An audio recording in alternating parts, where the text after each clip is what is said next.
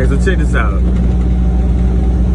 I talk a lot about, our feelings and our emotions and how they are unreliable. But what I have failed to mention is that our feelings and our emotions are extremely important to our well-being. With that being said, we shouldn't put other people in charge of how we feel. We shouldn't give that power to anybody, and we shouldn't push that responsibility off on anybody else. It would not be fair for me to look for my happiness in you, because then I'd be looking for you to make me happy, do things to make me happy. And if I'm doing that, then 9 times out of 10, my focus is on whether you are making me happy or not, instead of me focusing on loving you. And as long as the person is making us happy, as long as we are feeling good, then, all is well. But as soon as a person makes a mistake, because we've placed so much on this person, place, or thing, it hurts. And it hurts beyond words. It makes you want to do extreme things because we've placed this, heavy responsibility on somebody. I say all that to say, when you are in charge of your own feelings, of your own emotions, when you maintain that power, you don't give it to anything else, you allow yourself to set boundaries.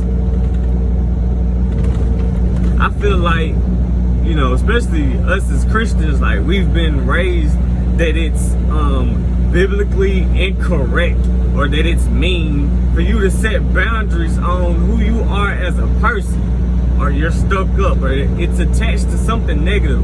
When you tell people, nah, I'm good, or when you distance yourself for your well-being so that you can be okay. You think about it, Jesus gave and he continued to give of himself, but he always took time away from everybody just to refill his tank with God. It didn't have anything to do with anybody else. It was with God. We were put on this earth for love, for relationships, to love. And we can't, let me rephrase that. It is difficult for us to love of ourselves, in ourselves, or within the limits that we have, to give it to somebody else, because we would always be drained. We will always be pulling from an empty well. If that vertical is correct, and he works on you from the inside out, when we love, we can love by giving the way that God called us to love, by giving of ourselves. And not always just taking and expecting things from somebody to make us happy. I'm going to give of myself to you until I realize that what I'm giving, you're not receiving, or you're not accepting of it, or you're rejecting it. I'm not going to get offended. Okay, all well.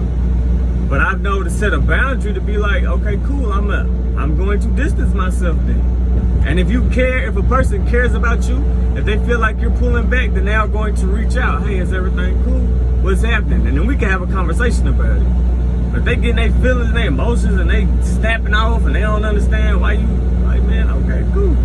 All well. I said all that to say, man, it's okay to set boundaries on who you are and what you want and what you expect, and not to accept anything less from anybody else. Allow God to work on your relationship with him from the inside out. And last thing, allow me to encourage you to read Proverbs and take that as if it is your favorite person giving you instructions on how to move throughout life. That's all the Bible does, man. It gives you instructions. It's a manual for what is going to happen, because it has already happened. We're not the first people on this earth. We're not the first people to go through the things that we are currently going through. This has already happened. It's in the Word of God. Think about it. It's a different face. It's the same enemy, the same strategy, it's the same. It's just history repeating itself. And one thing that, that keeps me encouraged is that God always wins. It's not God versus the enemy, man. God, he's all by himself. He is in control of all of this, of everything that's going on. We don't understand it. It's over our heads, but it's under his feet. I pray that you receive that with everything in you.